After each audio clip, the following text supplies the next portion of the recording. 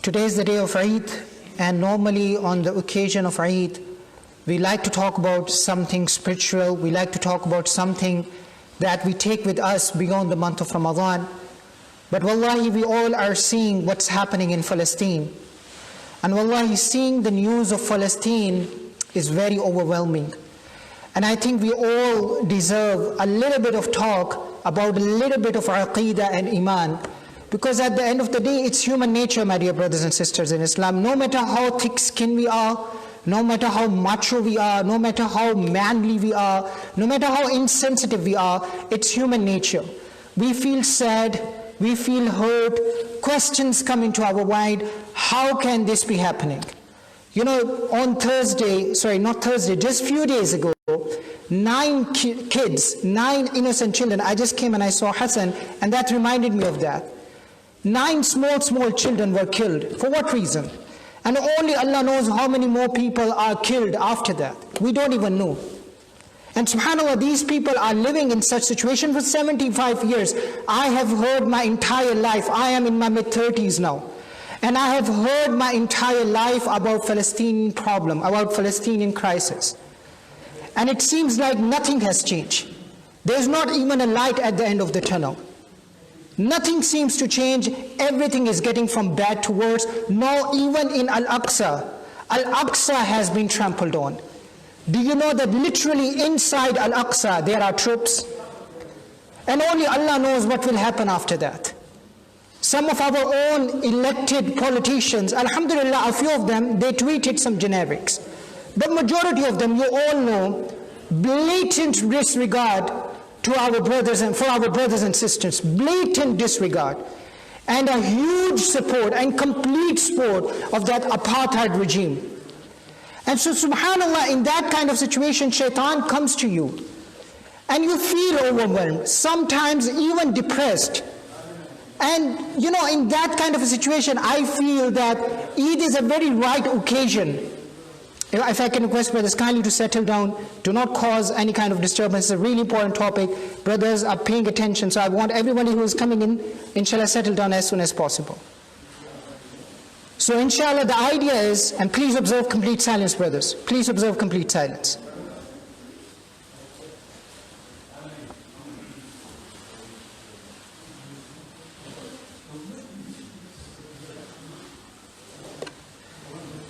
So I think a little bit of a talk, a little bit of reminder about how do we contextualize this situation? How do we understand this situation?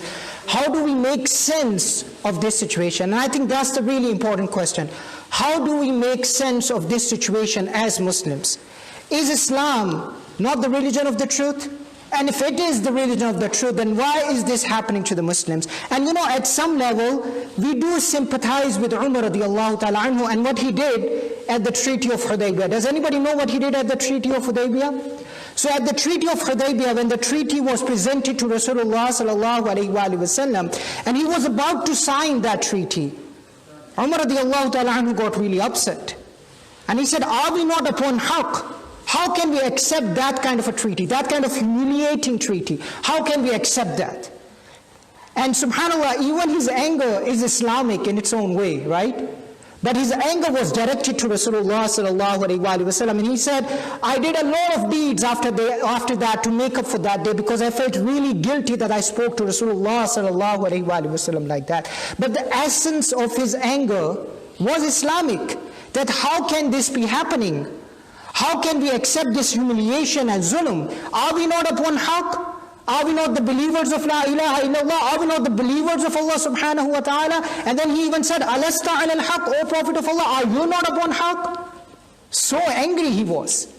And Abu Bakr radiallahu ta'ala anhu had to come and had to grab him by his collar and had to tell him, Ya Ibn al-Khattab, don't you understand who you are talking to? Sit down, calm down, understand the situation.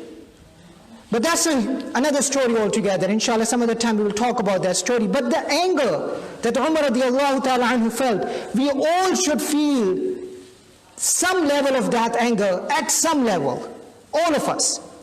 But in order to understand what is to be done, we have to have a right kind of aqeedah. We have to have a right kind of iman. And for that reason, I want to share some points with all of you. The first and foremost point, And wallahi, this is a very difficult point to understand, but at the same time, it's the most obvious point. Political power in this world is not a sign of Allah's pleasure. And political defeat in this world is not a sign of Allah subhanahu wa ta'ala's anger. Let me rephrase that. Political power in this world is not a sign of Allah's pleasure, and political defeat in this world is not a sign of Allah's anger. We begin to understand this situation by delinking izzah in this world with izzah in the eyes of Allah subhanahu wa ta'ala. We have to delink that because these two are not related to one another, not necessarily related to one another. It is possible that the most honorable people are not shown any kind of honor in this world by the inhabitants of this world. But it doesn't mean that Allah subhanahu wa ta'ala does not honor them. Do you understand that? We have to understand this situation like that this world is not the ultimate goal. This world is not an indication that Allah is happy with me or not. As a matter of fact, in the Quran, Allah tells us, كُلًّا نُمِدُّ هَؤُلَاءِ وَهَؤُلَاءِ مِنْ عَطَاءِ رَبِّكَ. I give this world to everyone. The first ha'ulai in this world means the believer. The second ha'ulai in this world means the disbeliever. My blessings is open to all. So there are times, there are situations when the most righteous people don't live to see the fruits of their righteousness or of their piety.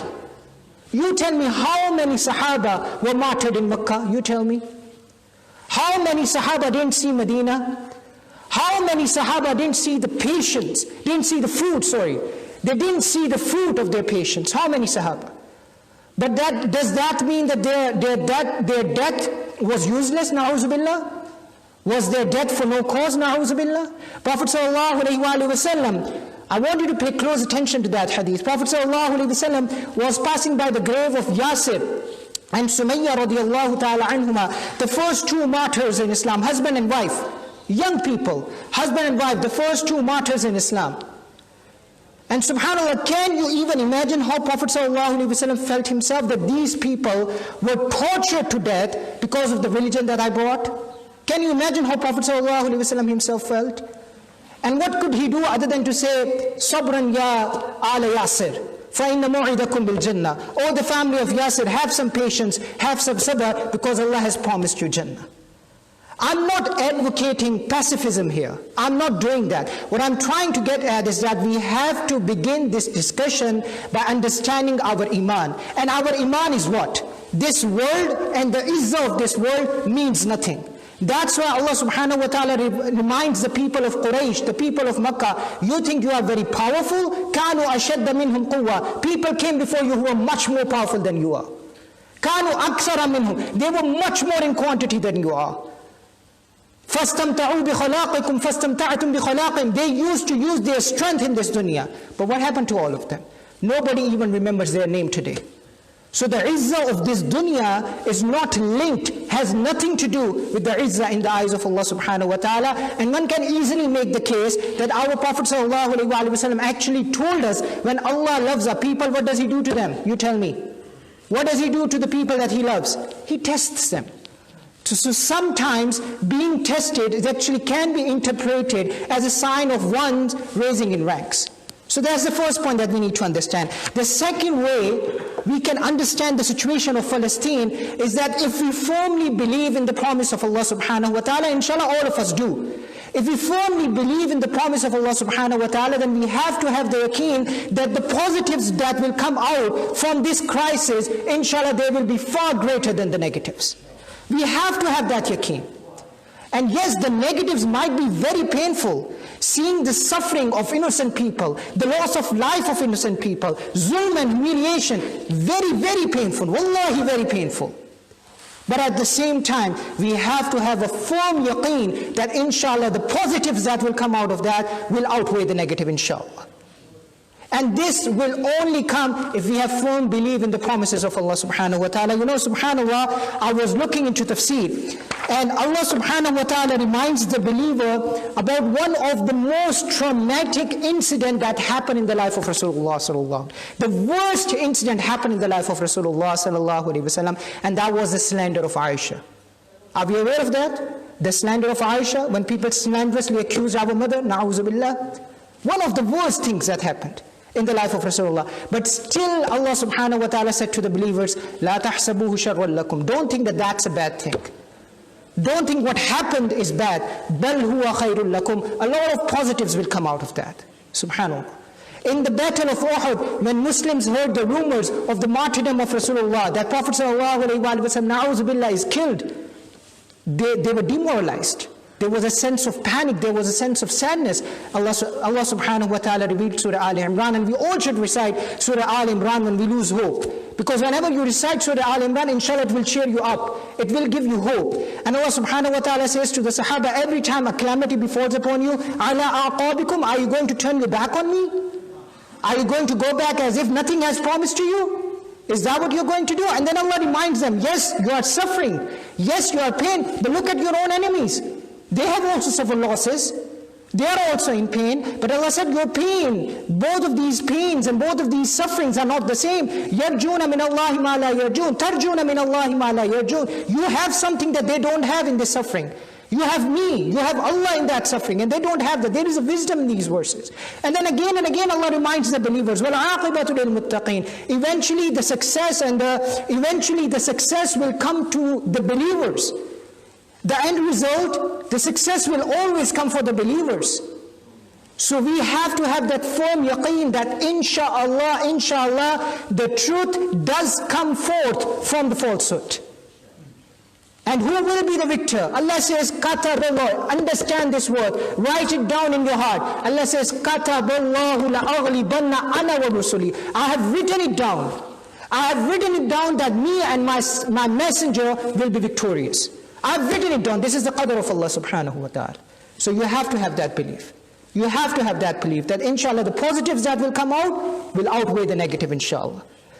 The third point, we also need to understand that the suffering of the people there in Palestine, Allah subhanahu, this suffering and pain is something that Allah subhanahu wa ta'ala is testing them with to raise their ranks. Like we just mentioned in point number 1.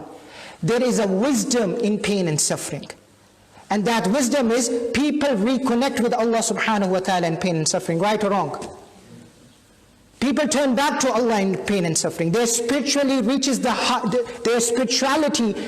highest point in pain and suffering. Unfortunately, and that is our reality, when things are going fine, when things are going smooth, when things are going nice, our soul becomes relaxed. We don't feel any connection with Allah subhanahu wa ta'ala. But at times of distress, at times of suffering, alhamdulillah, our iman soars up. So yes, people are suffering. People are in pain. Yes, we understand that. But we also see, mashallah, the courage. Mashallah, the bravery of those people. We also see what is happening to the people of Asham. And Prophet ﷺ praises the people of Asham. And by the way, when I say Asham, it includes Palestine. It includes Palestine. And Prophet ﷺ praises that. And so inshallah, we have to have that yaqeen that whatever is happening in Palestine, there is something good and positive meant for those people. And we learn this directly from Quran. Allah subhanahu wa ta'ala mentions a case that is somewhat a little bit more brutal than what we see happening to our brothers and sisters in Palestine. I'm not comparing these two cases, but we all know what happened to people of Bani Israel under Fir'aun, right? We all know what he did to the people of Bani Israel. We all know the centuries of torture and the centuries of azab. And we all know he took innocent babies as a public policy. He took innocent babies as a policy and he slaughtered them in front of their parents. We all know that, right? What did Allah say to Bani Israel? What did he say to them? After mentioning that Fir'aun killed, he raped, he plundered, what did Allah say to Bani Israel? وَنُرِيدُ أَن نَمُنَّ عَلَى الَّذِينَ اسْتُضْعِفُوا فِي الْأَرْضِ وَنَجْعَلَهُمْ أَئِمَّةً. After mentioning the humiliation to the people of Bani Israel, Allah subhanahu wa ta'ala said, I've done all of that because I wanted to bless the children of Israel. Because I wanted to make them leaders. Allah just mentions that they were being tortured, they were being killed, they were being persecuted. And immediately after that, Allah says, I wanted to make you guys leaders. Do you know what we understand here? When Allah subhanahu wa ta'ala wants to make you a leader, you are going to go through a process. A real leader I'm talking about. I'm not talking about the leaders that we see here and there, and frankly speaking in our Muslim countries as well. I'm not talking about those leaders.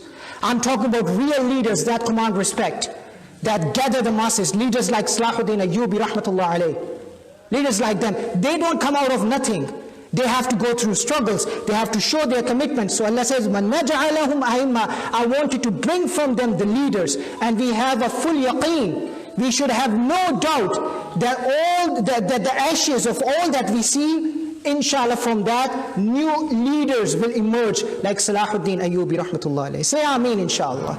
Because this is the sunnatullah fil khalqi. This is the fitrat of Allah. It is not even just a Muslim issue. It's even amongst non-Muslims. Look at any celebrated leader, humanity-wise.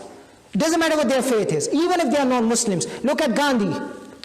Look at Martin Luther King. Look at Nelson Mandela. They all went through sufferings. 20 years, Nelson Mandela, 27, not 20, 27 years in solitary confinement, and then he comes out as a leader. This is how the world works. This is the sunnatullah fi khalqi. Going through pain and suffering, you establish your leadership. You establish your credentials. So we have no doubt that this suffering and this pain is, alhamdulillah, making leaders. It's forming leaders. Just like the gold, it's put through the furnace. You know, when you take the pure gold, sorry, the raw gold, the polluted gold, and you put it through the furnace, what happens? The furnace separates the pure gold from the things that you don't need, from the chaff. It separates the pure gold. Similarly, this is a fitna. This is a turbulence. This is a furnace that our brothers and sisters are going through. But the end will determine, inshallah, why it happened. And you will see the leaders coming out of that, inshallah. Another thing that we need to understand that is very relevant to us is that we people who are sitting on the outside, please brothers, pay attention to that. We people who are sitting on the outside, Allah is directly telling us, you guys need to wake up. Allah is waking us up from our own sleep, from our own slumber. And the least we can do, wallahi, the least we can do is to appreciate the blessings of Allah subhanahu wa ta'ala upon us. Wallahi, we are in afiyah. And sometimes I feel, and may Allah subhanahu wa ta'ala protect me and all of you, we are in so much afiyah that this might be a kind of azab for all of us. That we don't even remember Allah. Too much afiyah, it makes us lazy. It makes us not even think about Allah subhanahu wa ta'ala. We forget Allah because we have so much afiyah. And you know, we should always ask Allah refuge, and we should always ask Allah subhanahu wa ta'ala for ikhlas and tawfiq. But because of that afiyah, wallahi, we are spoiled. We are spoiled, whether you accept it or not. We are spoiled, and in that spoiling, we can't even keep track of our priorities. Why we are here, we can't even keep track of that. So this suffering and this loss and this pain is supposed to jolt us into action. It's supposed to wake us up. And if it doesn't happen, wallahi, my dear brothers and sisters in Islam, then, you know, the level of our iman is flat on the graph of iman. You know, if nothing happens, then we should get our hearts checked. Spiritual hearts I'm talking about, don't worry. Spiritual hearts. We should get our hearts checked. The fact that we feel pain here, the fact that we are trying to do something, no matter how small it might be, and we need the help of our experts, we need the help of our political analysts, we need the help of all of these people. It's not just my job to tell you what to do, because I'm just an alim, I'm just a student of knowledge. It's not just my job, but something needs to be done. And the very least, our hearts should feel pain. The very least, our hands should be raised in front of Allah subhanahu wa ta'ala. The very least, we should at least appreciate the blessings of Allah subhanahu wa ta'ala upon us, and it should motivate us to become better Muslims. It should motivate us to become more charitable. If you don't pray 5 times a day, it should motivate you to start praying 5 times a day. It should motivate you to cause positive impact in your communities, in your countries, in your land. This afiyah can be a test from Allah subhanahu wa ta'ala. So that's another way, or this is one of the wisdoms. We understand why these things are happening. Also, my dear brothers and sisters in Islam, when such tragedies come down, subhanAllah, one of the most bizarre things that happen, and please bear with me, it's very strange. We learn who are the real hypocrites and traitors from within our own ummah. We learn who are willing to sell themselves off for a meager price. We learn who are the real munafiqun, who have no shame for the sake of their kursi, for the sake of their oil-rich companies, for the sake of their kingdoms, for the sake of their thrones. They have no shame. They are willing to go ahead and make alliance with the worst of the worst. They are willing to go ahead and shake hands with the devil. And they are willing to go ahead and stand against our own brothers and sisters in Islam, against Allah and His Rasul, and those who believe in Allah and His Rasul. They have no shame whatsoever. And we should thank Allah subhanahu wa ta'ala that Allah is allowing us to see them. لِيَمِيزَ اللَّهُ الْخَبِيثَ مِنَ الطَّيِّبِ. These are the khubasa, these are the traitors of our ummah. And I say it as clearly, as openly as I can. At this point in time, anybody who sides with that apartheid regime against our own Palestinian brothers and sisters, he is a traitor. He is a munafiq. I say it openly and as clearly as I can. These people, they are not actually, how can we not have shame? How can we not have shame and boycott from those people, from those Muslims? How can we not have shame and cut ties with those Muslims? They are not actual believers in Allah subhanahu wa ta'ala and His Rasul sallallahu alayhi wa sallam. That's where wala and bara comes into place. And we should thank Allah subhanahu wa ta'ala. Allah is showing us that. You know, in the story of Aisha radiallahu ta'ala anha, this thing happened. The slander of Aisha radiallahu ta'ala anha, when Allah says that لَا تَحْسَبُوهُ شَرًّا لَكُمْ, don't think that was a bad thing, it was a good thing. You know what was one of the benefits? Allah demonstrated the reality of Abdullah bin Ubay bin Salul. That evil person. How evil can you be to start a rumor that is so disgusting, so filthy? Do you guys know that our seerah books don't even verbalize that rumor? The rumor against our mother, it was so filthy and it was so disgusting that it was not even spelled out in the seerah books, in the books of our seerah. What kind of an evil person he was to come up with that kind of a thing? Now, Ibn Salul is dead. He is dead, but his intellectual descendants, his heirs, are still living amongst us. Walking, living, talking. And Prophet ﷺ told us in a hadith of Sahih Muslim, they are shayateen from ins, not from jinn. They are shayateen from human beings. يَتَكَلَّمُونَ بِأَلْسِنَتِكُمْ. They speak your language. They look like you. But دُعَاتٌ إِلَىٰ عَذَابِ جَهَنَّمْ إِلَىٰ دَارِ جَهَنَّمْ. But they are calling people towards the fire of Jahannam. We have those people living amongst us. So alhamdulillah, we should thank Allah. There is a benefit, because at the end of it all, we know that these people, we have nothing to do with them. They cannot help you. These people, you think they will help you? For the sake of their kursi and for the sake of their money and for the sake of their throne, they are willing to do what they are doing. You expect help from them? Na'uz billah. They will never ever help you. And Allah demonstrated it to us. Allah is showing it to us. لِيَمِيزَ اللَّهُ الْخَبِيثَ. For the battle of Uhud, Allah subhanahu wa ta'ala sent down these verses, so that Allah subhanahu wa ta'ala can separate khabith from tayyib. And also we learn from here, khabith from tayyib. Just like we can see the khabith, we can see the tayyib now. We can see the pure people, the tayyib people. You see all your brothers, you know, the brothers and sisters of Hasham, and mashallah, their courage and their bravery. And Prophet ﷺ said, what will make you understand the blessings of the people of Hasham? So many hadith about the people of Hasham. And again, Hasham includes Palestine. Actually, there is more emphasis on Baytul Maqdis and Palestine in those hadith. Because Prophet ﷺ said, Baytul Maqdis, aknafi Baytul Maqdis. That righteous people will be in Baytul Maqdis and surrounding Baytul Maqdis. So alhamdulillah, we see khabith and we see the tayyib. And in the end, my dear brothers and sisters in Islam, my time is almost over. Wallahi, my heart is with all of you. My heart is with all of you. Wallahi, we feel depressed. We feel overwhelmed. I don't think I've ever spoken with so much emotions in my life. All those images, wallahi, I'm not even looking at those images. They hurt. You know, the toxic conversation and tweets from our own politicians and from others, as well from people from our own midst. It hurts. Wallahi, it hurts. And you feel helpless. You can't help but think, ila mata'a, for how long? But I want to remind myself and all of you that Allah subhanahu wa ta'ala told us in the Quran, وَزُلْزِلُوا زِلْزَالًا شَدِيدًا. People who came before us, they were shaken to their core. حَتَّى يَقُولَ الرَّسُولُ وَالَّذِينَ آمَنُوا مَعَهُ مَتَى نَصْرُ اللَّهِ. Until the prophets of the past, the people of Iman of the past, they said to Allah, مَتَى نَصْرُ اللَّهِ. When is your help going to come? But we have to keep reminding ourselves, Allah inna nasrullahi. My brother, say it louder. Allah inna nasrullahi Say it louder. Allah inna nasrullahi qareeb. Allah inna nasrullahi. Allah inna nasrullahi qareeb. We have to keep saying that. We have to keep believing in that. We have to keep reminding in that and understand the izzah of this dunya is not the goal.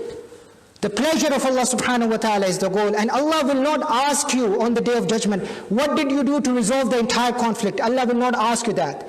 But Allah will ask you, what did you do? Did you do anything? So something needs to be done. Again, I don't want to sound pessimist. Much needs to be done.